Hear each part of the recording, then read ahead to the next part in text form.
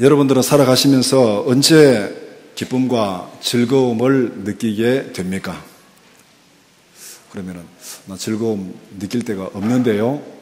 그렇게 말하는 분이 있을지 모르지만 우리가 살아가면서 힘든 일도 많고 어려운 일도 많지만은 또한 그 가운데 기쁨과 즐거움을 누릴 때도 많이 있습니다. 대체로 우리가 기쁨과 즐거움을 누릴 때는 내 눈앞에 벌어진 힘든 상황이 반전되었을 때, 그때 우리가 기쁨과 즐거움을 누리게 됩니다.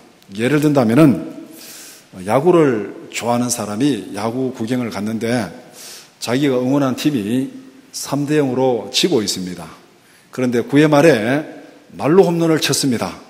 어떻게 되겠어요? 자리에 앉아 있을 수가 없겠죠.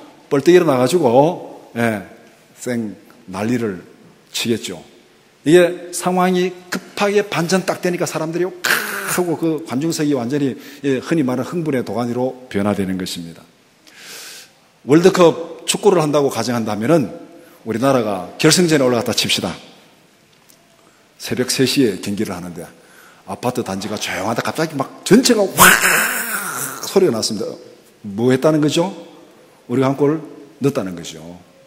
이게 이 앞에 있는 힘든 상황이 급반전될 때 우리는 굉장히 기쁨과 즐거움을 느끼게 됩니다.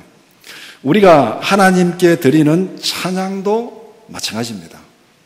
언제 우리가 하나님을 기쁨으로 찬양합니까? 힘들 때, 고난 가운데 있을 때, 그냥 일상적으로 편안할 때, 우리 앞에 있던 어려움과 힘든 일이 급반전해서 구원의 은혜가 탁 넘칠 때, 그때 우리는 하나님을 기쁨으로 찬양하게 됩니다. 하나님이 베푸시는 구원의 과정은 대체로 이렇습니다. 우리가 사는 이 세상은 죄로 오염된 세상입니다. 그렇기 때문에 이 세상에는 고통도 많고 어려움도 많고 힘든 일도 많습니다. 이 고통과 힘든 일 때문에 우리는 하나님 앞에 탄식하고 부르짖으며 기도하게 됩니다. 하나님께서 우리의 기도를 들으시고 우리에게 구원을 베푸십니다. 하나님이 베푸신 구원을 인해서 하나님 앞에 찬양하게 됩니다. 간단히 말하면은 진정한 찬양은 탄식의 기도를 거쳐서 나오는 것입니다. 정말 하나님 앞에 힘든 일로 인해서 간절하게 부르짖는데 그 기도에 응답되었을 때 정말 우리 안에 기쁨이 넘치고 하나님 앞에 찬양이 절로 흘러나오는 것이죠. 그냥 하나님을 찬양한 것하고 그 고난 가운데서 구원을 경험하고 하나님을 찬양하는 것하고 이거는 정말 차원이 다른 것이죠. 정말로 진정한 찬양은 탄식의 기도를 거쳐서 흘러나오는 것입니다. 오늘 함께 읽은 사무엘상 2장 1절에서 10절이 바로 그런 찬양입니다.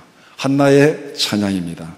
찬양의 동기는 하나님의 구원입니다. 한나는 견디기 힘든 고난과 역경 가운데서 하나님 앞에 탄식하며 부르짖어 기도했습니다. 하나님께서 한나의 부르짖음을 들으시고 응답하셨습니다. 구원하셨습니다. 하나님이 베푸신 그 구원을 인해서 하나님을 찬양하는 것, 이것이 오늘 함께 읽은 한나의 찬양입니다. 결과적으로 한나의 고난은 영적인 성장을 위한 고통이었습니다. 육체적으로나 영적으로 한 단계 성장하는 데는 고통이 따릅니다. 우리가 아이들 자녀들이든 아니면 손자들이든 낳아가지고 좀 크다 보면은 막 몸살 다 하고 아프고 그러잖아요. 그럴 때 흔히 어른들이 뭐라 그럽니까? 크려고 아프는 거다. 크려고 아프는 거다. 한번 아프고 나면은 또 훌쩍 컸다. 이런 말을 종종 하죠. 이것을 성장통이라 그렇게 얘기합니다. 그리고 또 영적으로도 마찬가지입니다. 우리가 한 단계 성숙하기 위해서는 거기에 고난의 과정이 있습니다. 고난이 없이는 사람이 성장이 잘 안 돼요. 그래서 책 제목에도 아픈 것만큼 성장한다. 청춘이니까 아프다. 아프니까 청춘이다. 이런 말을 많이 쓰잖아요. 한 단계 성장하는 데는 거기에 고통이 따르게 되어 있습니다. 여러분이 현재 고난을 경험하고 있다면 이 고난이 아름다운 열매를 맺는 성장통이 되기를 축복합니다. 그냥 고난이 열매 없이 끝나버리면 정말 허무하고 힘들고 허탈한 것이요. 그러나 그 고난이 탄식의 부르짖음으로 기도로 부르짖어서 그 기도가 응답되었어요. 하나님 앞에 은혜를 누리고 내가 영적으로 한 단계 더 성숙하는 그런 성장통이 된다면은 고난은 그 당시는 힘들지만은 지나고 나면은 그것이 하나님의 은혜였구나 그렇게 고백하게 될 것입니다. 바로 그런 의미에서 현재 고난 가운데 있는 성도들 그 고난이 성장통으로 변화되기를 축복합니다. 사무엘상 2장 1절에서 10절은 두 부분으로 나눌 수 있는데 이 한나의 찬양 첫 번째는 하나님의 구원을 찬양합니다. 1절 말씀. 두 번째는 구원을 베푸신 하나님을 찬양하고 있습니다. 2절에서 10절 말씀입니다. 첫 번째는 하나님의 구원을 찬양합니다. 한나가 드린 찬양의 동기는 하나님이 베푸신 구원을 인하여 하나님께 찬양하고 있습니다. 한나의 찬양뿐만 아니라 우리의 찬양, 이 땅에 사람들이 하나님 앞에 드리는 모든 찬양의 근본 동기는 하나님이 행하신 위대한 일로 인해서 하나님을 찬양하는 것입니다. 시편 66편 16절 17절 하나님을 두려워하는 너희들아 다 와서 들으라. 하나님이 나의 영혼을 위하여 행하신 일을 내가 선포하리로다. 내가 나의 입으로 그에게 부르짖으며 나의 혀로 높이 찬송하였도다. 시편 107편 21절에서 22절 여호와의 인자하심과 인생에 행하신 기적으로 말미암아 그를 찬송할지로다. 감사제를 드리며 노래하여 그가 행하신 일을 선포할지로다. 그가 행하신 일, 우리 인생 가운데 베푸신 기적, 그런 일로 인해서 하나님을 찬양하라. 그렇게 말씀하고 있습니다. 하나님이 행하신 위대한 일을 크게 두 가지로 얘기할 수 있습니다. 하나는 하나님의 창조입니다. 하나님께서 우주 만물을 창조하셨습니다. 다른 하나는 하나님의 구원입니다. 하나님께서 우리를 죄 가운데서, 우리를 죽음 가운데서 구원하여 주셨습니다. 우리가 하나님 앞에 찬양할 이유는 바로 이 두 가지입니다. 하나님의 창조, 우리가 이 자연세계 또 이 하나님의 위대한 이 세상을 볼 때 우리가 하나님을 찬양하게 됩니다. 그리고 하나님께서 우리 가운데 베푸신 그 구원을 인해서 하나님을 찬양하게 됩니다. 우리는 이런 큰 구도 가운데 하나님의 창조와 구원이라는 큰 역사적인 구도 속에서 각자 경험한 구원의 은혜를 인하여 하나님을 찬양하고 있습니다. 우리 개개인이 경험한 그 은혜로 인해서 우리는 하나님 앞에 찬양을 돌리게 됩니다.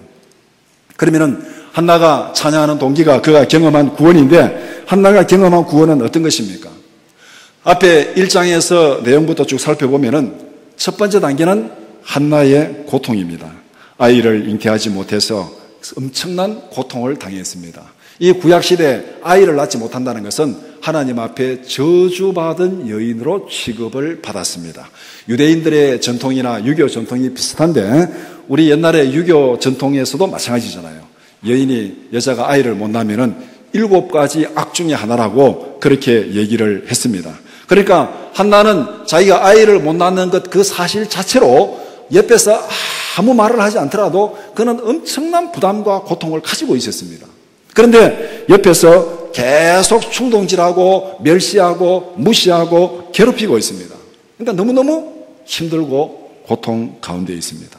이 고통은 남편의 위로로도 사랑으로도 위로받을 수 없고 세상의 그 누구의 위로로도 위로받을 수 없는 그런 고통이었습니다. 이것이 한나의 첫 번째 단계죠. 두 번째 단계는 한나의 부르짖는 탄식의 기도입니다. 그 고난 가운데서 자기의 모든 고난을 하나님 앞에 쏟아놓고 이 고난의 원인을 해결해달라고, 고난의 원인을 제거하시고 이 문제를 해결해달라고 하나님 앞에 울부짖으며 기도했습니다. 고난당하는 것이 첫 번째 단계.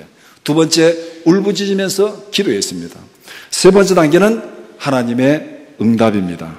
한나의 기도를 들으시고 하나님께서 아들을 주셨습니다. 사무엘을 주셨습니다. 하나님의 응답이 한나의 모든 고통의 원인을 완전히 제거했습니다. 이제는 한나는 저주받은 여인이 아니라 하나님께 복을 받은 여인이 되었습니다. 이것이 세 번째 단계.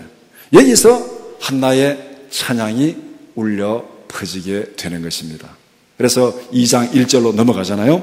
1절에서 한나는 자신의 달라진 상황을 어떻게 표현하고 있습니까? 1장에서 한나가 경험한 그 고난과 탄식과 고통 가운데 그 상황과 2장에서 딱 넘어오면서 2장 1절에서 말하고 있는 한나의 상황이 어떻게 달라졌습니까? 한나는 1절에서 자기에게 달라진 상황을 세 가지로 이렇게 표현합니다. 첫 번째는 내 마음이 여호와로 말미암아 즐거워하며, 내 마음이 여호와로 말미암아 즐거워하며. 1장에서 한나의 마음이 즐거웠습니까? 고통 가운데 있었습니까? 1장 6절, 1장 10절 거기에 보면은 아이를 낳지 못한 여인의 고통과 아픔이 이루 말할 수 없었습니다. 그런데 하나님의 응답으로 인해서 어떻게 됐다는 겁니까? 내 마음이 여호와로 말미암아 즐거워하며, 고통의 모든 것은 다 사라지고 내 마음의 기쁨과 즐거움이 넘치게 되었다. 이것이 지금 한나의 변화된 상황입니다. 두 번째, 내 뿔이 여호와로 말미암아 높아졌으며, 멸시와 천대를 받던 여인의 명예, 사람들 앞에 무시당하고 천대받고 고통당하던 그 여인의 명예가 완전히 회복된 것을 얘기하고 있습니다. 하나님 앞에서 저주받은 여인이 아니라 하나님의 은혜를 입은 존귀한 여인으로 되었다. 내 뿔이 여호와로 말미암아 높아졌다. 저주받은 자리에서 존귀한 자리로 높아졌다. 그렇게 말하고 있습니다. 세 번째는 내 입이 원수들을 향하여 크게 열렸으니, 대적자들의 비난과 조롱 때문에 말 한마디 못하고 속으로 신음하고 탄식하고 혼자 울부짖던 그 상태에서 이제는 어떻게 됐다는 겁니까? 원수들을 향해서 내 입이 크게 열렸다.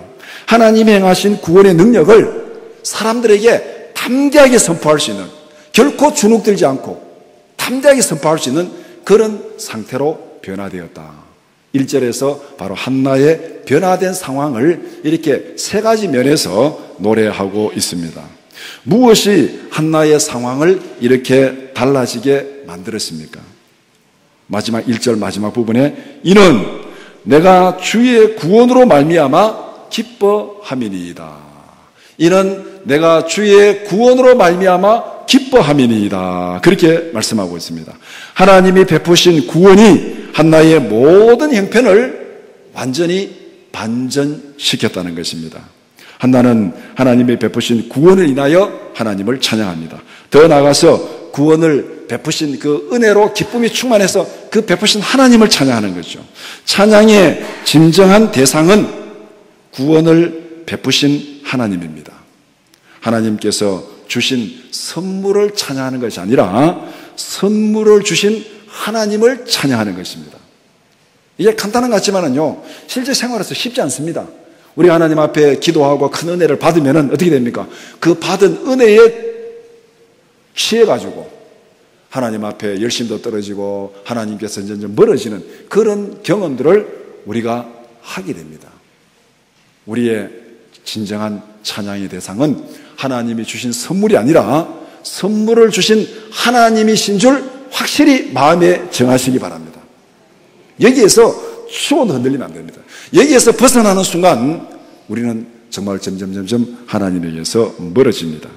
우리에게 베푸신 은혜를 인하여 하나님을 찬양하는 여러분들이 되기를 축복합니다.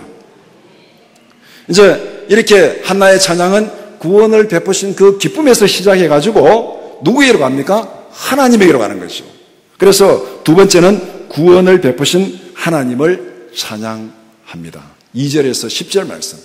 이 한나의 찬양에 보면은 거기에 하나님이 내게 아들을 주셨는데 아들이 너무너무 잘생겼습니다. 너무너무 똑똑합니다. 너무 기쁩니다. 너무 즐겁습니다. 사물에 대한 말은 한마디도 없어요. 하나님이 주신 선물에 대한 얘기는 없습니다. 2절에서 10절까지 무슨 얘기를 찬양하냐면은 그 선물을 주신 하나님을 찬양하고 있다는 거예요. 하나님을 찬양하고 있습니다. 한나의 찬양에 나타난 하나님은 어떤 분입니까? 한나는 어떤 하나님을 찬양하고 있습니까? 한나가 찬양하는 그 하나님의 모습 2절에서 10절까지 하나하나 다 길게 설명되어 있지만은 이것을 크게 요약해 보면은 하나님의 성품을 네 가지로 정리할 수 있습니다. 한나가 찬양하는 하나님의 성품 첫 번째는 유일하신 하나님이다. 유일하신 하나님이다. 2절에서 하나님은 우리의 찬양 받으실 유일한 분임을 강조하고 있습니다. 그 2절의 표현을 보면은 세 번의 부정을 통해서 하나님의 유일함을 강조하고 있습니다. 여호와와 같이 거룩한 이가 없도다. 여호와와 같이 거룩한 이가 없도다. 이 말은 뭡니까? 여호와가 제일 거룩하다는 것이죠. 그 다음에 주밖에 다른 이가 없다. 주밖에 다른 이가 없다. 오직 이 세상에 찬양받으시고 영광받으실 분은 주 여호와밖에 없다는 것이죠. 그 다음에 우리 하나님 같은 반석도 없다. 이 말은 반석은 구원을 상징합니다. 뒤집어 말하면 하나님만이 유일한 구원자라는 거예요. 그래서 이런 분 없다, 이런 분 없다, 이런 분 없다, 세 번 없다 하면 남는 게 뭡니까? 하나님만 남는다는 거죠. 하나님의 유일하신 성품과 능력을 강조하고 있습니다. 하나님은 어떤 존재와도 비교할 수 없는 전능하신 하나님이라고 말하고 있습니다. 이런 하나님의 모습을 시편 89편 6절에서 이렇게 말씀합니다. 무릇 구름 위에서 능히 여호와와 비교할 자 누구며 신들 중에서 여호와와 같은 자 누구리이까. 여호와는 우리의 삶을 주관하시는 유일한 하나님이십니다. 이 하나님을 찬양하는 여러분들이 되기를 축복합니다. 한나가 찬양하는 하나님의 두 번째 성품, 행동을 달아보시는 하나님이다. 3절에 그렇게 말씀합니다. 심히 교만한 말을 다시 하지 말 것이며 오만한 말을 너희의 입에서 내지 말지어다. 여호와는 지식의 하나님이시라. 행동을 달아보시느니라. 3절의 내용을 간단히 정리하면 하나님 앞에서 교만하지 말라는 거예요. 하나님 앞에서 과장하지 말라는 거예요. 하나님은 결코 속일 수 있는 분이 아니다. 우리는 사람은 속일 수 있습니다. 사람 앞에서는 과장할 수 있고 거짓말을 할 수 있고 속일 수 있습니다. 그러나 하나님은 속지 않습니다. 하나님은 우리의 행동을 달아보시고 중심을 보시는 하나님이기 때문에 하나님 앞에서는 과장하지 말고 교만하지 말고 오만하지 말라는 거예요. 하나님은 우리가 말하고 행동하는 대로 정확하게 평가하십니다. 전능하신 평가자 앞에서 겸손하라는 것입니다. 하나님 앞에서 우리는 어떻게 살아가야 됩니까? 시험을 앞둔 수험생처럼 겸손하게 행동해야 됩니다. 하나님이 최종적인 평가자잖아요. 그러면은 하나님 앞에서 우리는 시험을 치는 수험생처럼 그렇게 살아가야 돼요. 겸손하게. 또 하나님을 경외함으로, 두렵고 떨림으로 그렇게 살라는 겁니다. 겸손은 남에게 적용하는 평가 기준을 자신에게 적용하는 것에서부터 시작됩니다. 우리가 겸손을 정의 내리면 남을 나보다 낫게 여기고 뭐 등등 이렇게 정의를 많이 내리는데 그 정의 자체가 때로는 공하게 들릴 수도 있습니다. 겸손은 남에게 적용하는 그 기준을 나에게도 똑같이 적용하는 데서부터 시작되는 것이다. 예수님도 그렇게 말씀하셨습니다. 마태복음 7장 1절 2절 비판을 받지 아니하려거든 비판하지 말라. 너희가 비판하는 그 비판으로 너희가 비판을 받을 것이요 너희가 헤아리는 그 헤아림으로 너희가 헤아림을 받을 것이니라. 누가복음 6장 37절 38절 비판하지 말라 그리하면 너희가 비판을 받지 않을 것이요 정죄하지 말라 그리하면 너희가 정죄를 받지 않을 것이요 용서하라 그리하면 너희가 용서를 받을 것이요 주라 그리하면 너희에게 줄 것이니 곧 후이 되어 누르고 흔들어 넘치도록 너희에게 안겨주리라. 너희가 헤아리는 그 헤아림으로 너희도 헤아림을 도로 받을 것이니라. 남에게 적용하는 그 기준을, 남을 판단하는 그 기준을, 남을 비판하는 그 기준을 내게 적용한다면은 우리는 하나님 앞에서 겸손하지 않을 수 없습니다.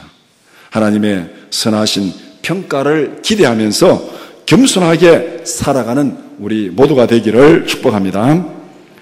한나가 찬양하는 하나님의 성품 세 번째, 우리의 삶 속에 역사하시는 하나님입니다.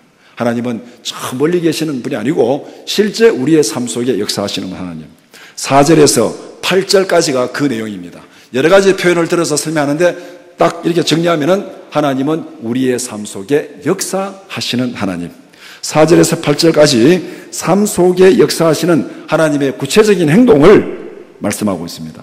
하나님께서 반전시키시는 6가지 대조적인 표현을 들어가지고 하나님을 찬양합니다. 4절에 강한 자와 약한 자를 대조시킵니다. 용사의 활은 꺾이고, 이 말은 뭡니까? 강한 자가 낮아졌다는 거죠. 약해졌다는 거죠. 그 다음에 넘어진 자는 힘으로 띠를 띠도다. 하나님께서 강한 자와 약한 자를 반전을 시켰습니다. 5절에 풍족한 자와 가난한 자를 대조시킵니다. 풍족하던 자들은 양식을 위하여 품을 팔고 빈궁에 처해되게 됐다는 거죠. 줄이던 자들은 다시 줄이지 아니하도다. 풍족한 자와 가난한 자를 반전시켰습니다. 5절에 임신하지 못한 자와 자식이 많은 자를 대조시킵니다. 임신하지 못하던 자는 7을 낳았다. 성경에 한나는 6을 낳았는데 여기서 7을 낳았다는 완전수를 의미합니다. 완전수. 많은 자녀를 둔 자는 쇠약하도다. 본문에서 보면은 한나와 브니나의 이 완전 상황이 반전된 것을 얘기하고 있습니다. 6절에 죽은 자와 산 자를 대조시킵니다. 죽이기도 하시고 살리기도 하십니다. 지옥에 내리기도 하시고 거기서 올리기도 하십니다. 하나님께서 삶과 죽음을 주관하신다고 말씀합니다. 7절에 가난한 자와 부자를 대조시킵니다. 가난하게 하시고 부하기도 하신다. 낮추기도 하시고 높이기도 하신다. 8절에 낮은 자와 높은 자를 대조시킵니다. 가난하고 비천한 자를 들어서 영광의 자리에 앉히신다. 이렇게 하나님께서 실제로 우리의 삶 속에 개입하셔서 강하기도 하시고 약하기도 하시고 낮추기도 하시고 높이기도 하시고 부하기도 하시고 가난하기도 하시고 실제로 우리의 일상생활 속에 하나님께서 개입하시고 역사하신다는 것입니다. 간단히 말하면 하나님은 우리의 삶을 주관하시는 유일하신 하나님이다. 그렇다면 하나님 앞에서 어떤 자세로 살아야 되겠습니까? 우리의 행동을 달아보시는 하나님 앞에서 어떻게 해야 되겠습니까? 교만하지 말라는 것입니다. 거짓으로 과장하지 말라는 것입니다. 겸손하게 하나님께 순종하라는 것입니다. 우리의 행동을 달아보시는 하나님 앞에서 지혜롭고 진실한 청지기로 살아가는 여러분들이 되기를 축복합니다. 한나가 찬양하는 하나님의 성품 4번째, 역사를 주관하시는 하나님입니다. 9절에서 10절까지 말씀합니다. 하나님은 개인의 삶 속에서만 역사하시는 분이 아닙니다. 인간 역사 전체를 주관하시는 분이라고 말씀합니다. 하나님은 온 땅과 권세자들을 심판하시는 역사의 주관자라고 말씀합니다. 하나님은 거룩한 자와 악인을 구분하십니다. 그럼 거룩한 자가 어떤 사람이 거룩한 자입니까? 거룩한 자는 하나님의 약속을 믿고 하나님의 은혜를 받으며 서원을 지키는 자, 하나님의 말씀에 순종하는 자, 신약의 표현으로 말하면 예수 그리스도를 믿고 예수 안에 있는 자, 이 사람이 거룩한 자입니다. 악한 자는 어떤 자입니까? 자신의 힘을 믿고 의지하는 자가 악한 자입니다. 하나님보다 자신을 의지하는 자, 자신의 힘을 믿는다. 자신의 힘을 믿으니까 결국은 어떻습니까? 고난 가운데 있는 자들을 멸시하고 비판하고 무시하는 것, 이렇게 나타나는 게 악한 자입니다. 본문에서는 브닌나가 악한 자의 대명사로 등장을 하는 것입니다. 자기 힘을 믿고 자기를 의지하고 약한 자를 위로하고 격려하기보다가 무시하고 멸시하는 이런 사람이 악한 자다, 그렇게 말합니다. 하나님은 악한 자와 거룩한 자를 분명히 심판하시고 구분하신다. 세상의 그 어떤 권세와 능력도 하나님의 주권에 도전할 수 없다고 말씀합니다. 한나의 찬양은 개인의 구원을 넘어서 하나님의 통치로 연결되고 있습니다. 기름 부음 받은 자가 다스리는 하나님의 나라로 연결됩니다.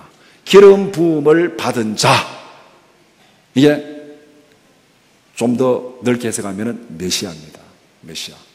메시아의 통치를 바라보는 데까지 한나의 찬양이 나아가고 있다는 것입니다. 이렇게 본다면 한나의 그 고난이 한나라 영적으로 얼마나 성장하게 만들었는지를 알 수 있잖아요. 1장에 있는 한나의 모습은 그야말로 시골 여인 그 모습 그 자체입니다. 국가를 위한 비전이나 뭐 특별한 게 없습니다.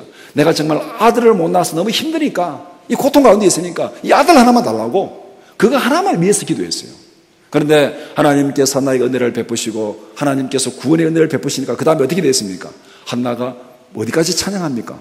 구원의 기쁨으로 인해서 하나님을 찬양하고 왕을 찬양하고 메시아의 왕국을 찬양하는 데까지 나가고 있습니다. 이 한나의 비전이 얼마나 커졌습니까? 내 고통 해결해달라는 데서부터 시작해가지고 하나님의 나라가 임하는 데까지 찬양의 폭이 넓어졌다는 것입니다. 얼마나 영적으로 성숙했습니까? 이렇게 본다면 한나의 고난은 정말 의미 있고 보람 있는 성장통이었다는 것. 우리의 모든 고난이 바로 이런 고난이 되기를 축복합니다. 탄식의 기도가 기쁨의 찬양으로 울려 퍼지기를 축복합니다. 하나님은 역사와 인생을 주관하시는 유일한 분임을 찬양합니다. 하나님은 전지전능하신 창조자고 구원자라고 찬양합니다. 그렇기 때문에 찬양받기에 합당한 분입니다. 우리를 창조하시고 구원하시는 하나님께 영광을 돌리기를 바랍니다. 말씀을 정리해 봅시다. 진정한 찬양은 하나님의 은혜를 경험할 때 가능한 것입니다. 노래 잘한다고 진정한 찬양하는 것이 아니고, 진정한 찬양은 노래를 못해도 정말로 내 삶 속에 역사하시는 하나님의 은혜를 경험할 때, 그때 진실로 하나님을 찬양하게 됩니다. 찬양은 하나님이 주신 구원을 찬양하는 것이 아닙니다. 진정한 찬양은 구원을 주신 하나님을 찬양하는 것입니다. 선물을 찬양하는 것이 아니라 선물을 주신 하나님을 찬양하는 것입니다. 우리가 찬양할 하나님은 어떤 하나님입니까? 앞에서 설명한 대로 세상에 어떤 존재와도 비교할 수 없는 유일하신 하나님입니다. 우주 만물을 창조하신 전능하신 하나님입니다. 우리의 삶을 인도하시고 평가하시는 하나님입니다. 인간의 역사 전체를 주관하시는 심판하시는 하나님입니다. 간단히 말하면 하나님만이 우리의 유일한 창조자요 유일한 구원자라, 그렇게 말씀합니다. 우리가 하나님을 찬양해야 될 이유가 바로 여기에 있어요. 하나님만이 창조자고 하나님만이 유일한 구원자이기 때문에 우리의 예배와 찬양을 받을 대상은 오직 하나님 한 분뿐인 줄 믿으시기 바랍니다. 그 어떤 대상도 우리의 찬양의 대상이 될 수 없습니다. 뭐 종교다원주의 해가지고 뭐 여기도 구원 있고 저기도 구원 있고, 그거는 다 헛된 소리입니다. 우리가 찬양할 대상은 오직 천지 만물을 창조하시고 우리를 죄와 사망에서 구원하신 분, 이 두 가지 조건을 충족시키는 그 대상이 우리의 경배와 찬양을 받을 대상입니다. 저 팔공산에 있는 바위가 이 우주 만물을 창조했고 우리를 구원했다고 믿으면 거기 가서 예배하시기 바랍니다. 그런데 그 바위가 창조하지 못했고 구원하지 못했다면 그 바위는 우리의 예배와 찬양을 받을 대상이 될 수가 없습니다. 이 두 가지 조건을 충족시키는 분은 유일하신 하나님 한 분뿐인 줄 믿습니다. 하나님의 행하신 기이한 일들을 찬양하는 우리 모두가 되기를 바랍니다. 고난 가운데 있습니까? 하나님께 부르짖어 기도합시다. 하나님, 이 고난이 내게도 육체적으로 영적으로 성장하는 한 단계 도약하는 성장통이 되게 하여 주시옵소서. 고난 가운데 있으면 기도하시기 바랍니다. 하나님의 은혜를 누리고 있습니까? 즐거운 마음으로 구원을 베푸신 하나님을 찬양하시기 바랍니다. 우리가 할 일은 크게 두 가지입니다. 하나는 쉬지 말고 기도하는 것입니다. 다른 하나는 모든 일에 감사하며 기쁨으로 찬양하는 것입니다. 기도와 찬양이 우리의 삶을 이끌어가는 두 날개고 두 바퀴고 씨줄과 날줄입니다. 탄식의 기도가 기쁨의 찬양으로 변화되는 구원의 은혜를 경험하는 우리 모든 성도들이 되기를 주님의 이름으로 축원합니다. 기도드리겠습니다. 거룩하신 아버지 하나님, 우리가 살아가는 이 세상에는 힘든 일도 많고 어려운 일도 많고 우리가 해결하지 못하는 그런 고민되는 문제들도 많이 있습니다. 하나님, 이 문제들 앞에서 우리가 하나님 앞에 부르짖으며 탄식하며 기도하게 하여 주시옵소서. 하나님께서 우리의 기도를 들으시고 약속하신 대로 크고 놀라운 일로 응답하시고 구원을 베풀어 주시옵소서. 하나님께서 우리의 삶을 통해서 역사하신 그 구원의 능력을 인해서 하나님을 찬양하게 하시고 우리의 삶을 통해서 하나님의 뜻이 이루어지게 하여 주시옵소서. 그래서 만민 중에 하나님의 영광을 선포하는 기도 응답의 산 증인들로 살아가는 저희들 되게 하여 주시옵소서. 예수님의 이름으로 기도드리옵나이다. 아멘.